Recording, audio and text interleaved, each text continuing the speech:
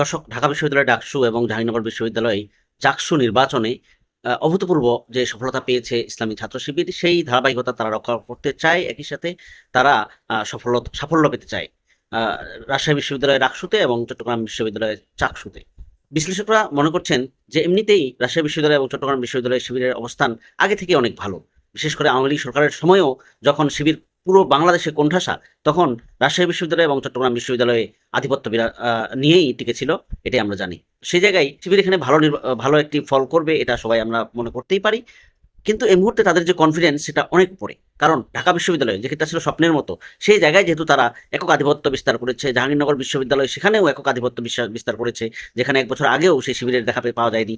তারা এতটাই জনপ্রিয়তা অর্জন করতে পেরেছে যে রাজশাহী বিশ্ববিদ্যালয় এবং চট্টগ্রাম বিশ্ববিদ্যালয়ে অনায়াসেই ভূমিধস বিজয়ী হবে, এমনটাই মনে করা হচ্ছে। দর্শকের বিষয়ে আপনার কোনো মন্তব্য থাকলে কমেন্টসে জানান। ধন্যবাদ।